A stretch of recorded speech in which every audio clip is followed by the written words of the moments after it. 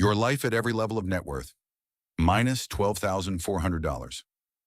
The number sits at the bottom of an app you check too often. Red. Always red. You are 23. The apartment smells like instant noodles and unopened mail. Your credit card statement glows on the counter, and somewhere in the fine print, a number quietly multiplies against you. 24.99% APR, compounding daily, while you sleep, while you work, while you tell yourself you'll deal with it next month.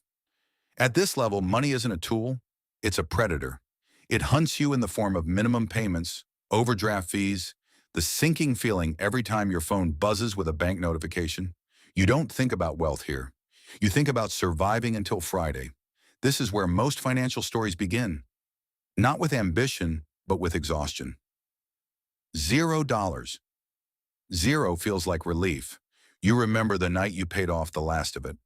$340 transferred, balance cleared, the app finally showing a flat, calm line instead of a falling one.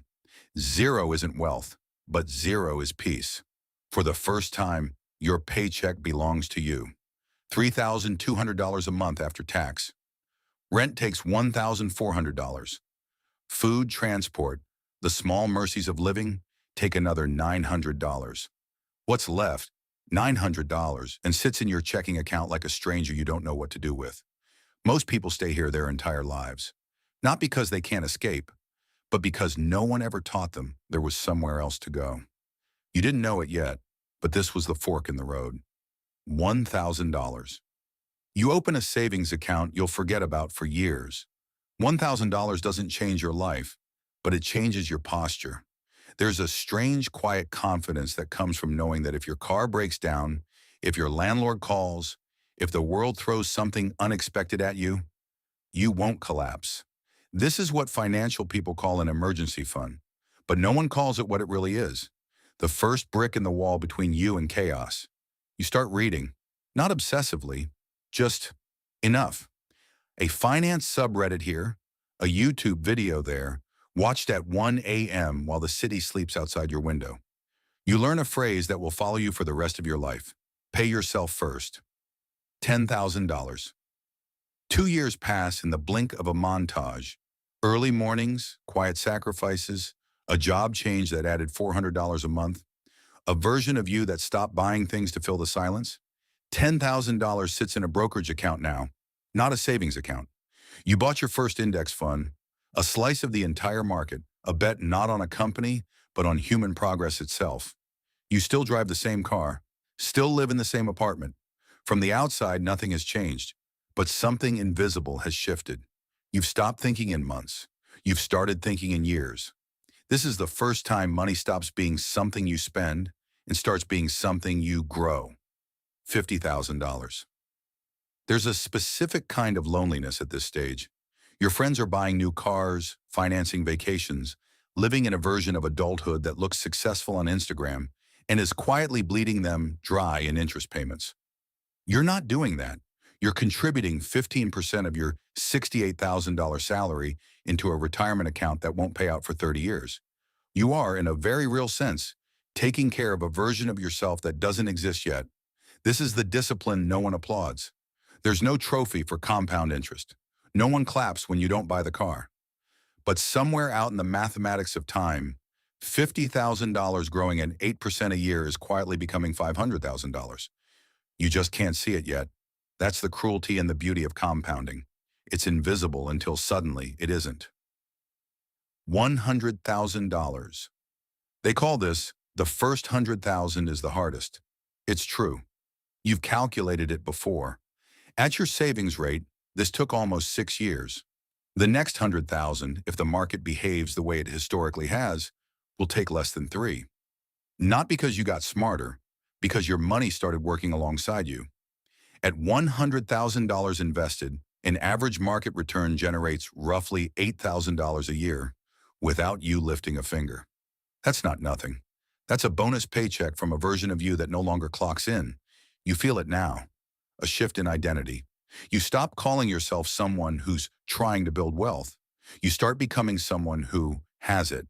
$250,000. This is where the psychology gets dangerous. You feel successful, you are successful, relative to almost everyone you grew up with. And success, unmanaged, has a gravity of its own. It pulls you toward bigger apartments, nicer cars, dinners that cost what your grocery bill used to. This is called lifestyle creep, and it kills more fortunes than market crashes ever will. The people who break through this level are the ones who keep their expenses flat while their income climbs. The ones who stay dressed like the version of themselves from 3 years ago, while their net worth quietly outgrows their old life. You start to understand a truth the wealthy rarely say out loud. It was never about how much you earned. It was about how much of it you kept. $1 million. You don't feel it the day it happens. There's no parade, no signal. You check the account one ordinary Tuesday, and the number simply says it. 7 figures sitting quietly in index funds, retirement accounts. A small rental property you refinance twice. You are, statistically, in the top 10% of net worth in your country, and yet you still go to work Monday morning. You still answer the same emails. From the outside, nothing about your life has changed, but internally, something profound has shifted. You no longer fear money. You've spent your entire life being managed by it, and now, for the first time, you manage it back. At this level, the wealthy stop asking, "How much can I make?" They start asking a colder, more powerful question: how much can I keep, protect, and never lose? $5 million. Here the game changes entirely. You stop selling your time completely.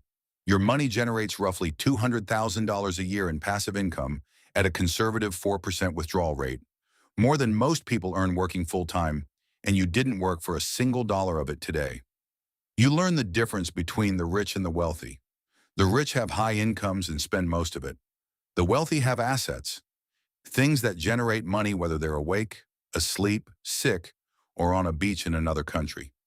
You start thinking in structures now: trusts, tax strategy, generational transfer. Not because you're greedy, because you've realized something the poor version of you could never have understood. Money isn't about buying things. It's about buying time, and eventually buying it back for the people who come after you. $25 million plus. At this level, net worth stops being a number you check. It becomes a system. Accountants, advisors, a quiet infrastructure built to protect and multiply what took decades to build. You could stop everything today, live for the rest of your life, and never once feel a financial tremor. And here is the strange, cold truth almost no one tells you about arriving at the top. The anxiety doesn't disappear. It transforms. You stop worrying about not having enough and start worrying about losing what you built, about the children who might inherit wealth without the discipline that created it, about the silent difference between money and meaning. The wealthiest people in the world understand something the version of you at negative $12,400 could never have imagined. Net worth was never really about the number. It was about becoming someone the number could no longer control. Final scene. Somewhere, right now, there's a version of you sitting at zero, scared, overwhelmed, certain that the gap between where they are and where they want to be is simply too wide to close. They don't know yet that wealth isn't built in a single leap. It's built in levels. Quiet, invisible, compounding levels. Each one changing not just what you own, but who you become to hold it. The question was never how much money you'll have. The question is who you'll become on the way to getting it.